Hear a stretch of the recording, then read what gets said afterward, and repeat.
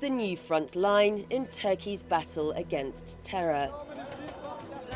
This is Azaz in northern Syria, an area under the control of the Free Syrian Army. Over the last few years, the Free Syrian Police Force, backed by Turkey, has been bolstering its operations in the region. But the security teams have their work cut out for them. Daesh and YPG cells linked to the PKK terror group still operate in the area. And Azaz is just a 20-minute drive from Syria's border with Turkey. It's a gateway to Europe and a tempting access point for Daesh fighters wanting to escape the war. After the fighting wrapped up in eastern Syria in Deir ez-Zor, Daesh members are now trying to sneak into this territory. We've intercepted a large number of them. They are trying to transit through these territories to Turkey so they can reach Europe. Many of them have European passports. Daesh may have lost the last of its territory, but the group is far from being defeated. Security sources say they've picked up Daesh fighters in this area. Among the detained are Europeans who are now being held in a prison close to Azaz. And there's another more immediate concern for the security forces here. Well, this is one of the last points of Syrian police control. Beyond this, and it's YPG-held territory. Now, just recently, there was a YPG attack on a security checkpoint not far from where I'm standing now. And it's these types of attacks that Syrian police tell us they're working to prevent. With the ever-present terror threat, security in Azaz has been significantly stepped up. Over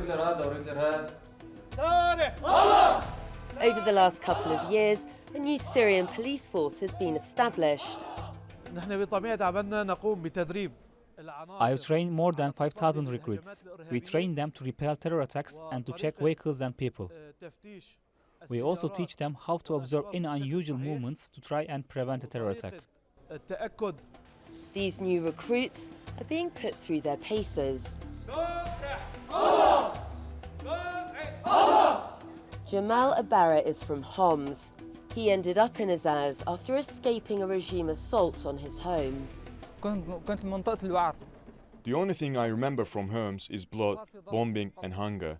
The regime forces besieged us for 2 years. They starved us. We were not afraid of death, but we were afraid of siege and hunger. My children and brothers couldn't tolerate those dire conditions, so we made the decision and left.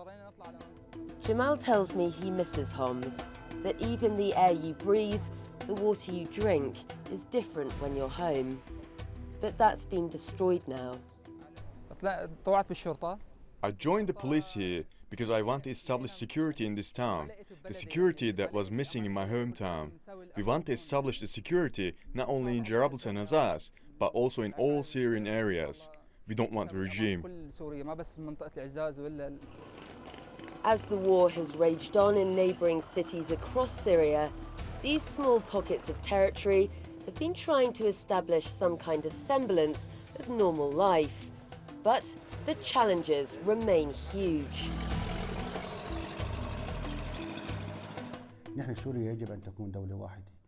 Syria should be a single state. There shouldn't be any divisions. There are some who want to split Syria, like the PKK. This could impact all the neighboring countries. It could spark a sectarian and regional war that will last decades. For this reason, we will continue fighting. Azaz again has the buzz and busyness of any pre-war street in Syria. But the city also has the scars and bullet holes that serve as a constant reminder of what this region has seen and the war still being waged close by. Sarah Firth, Straight Talk.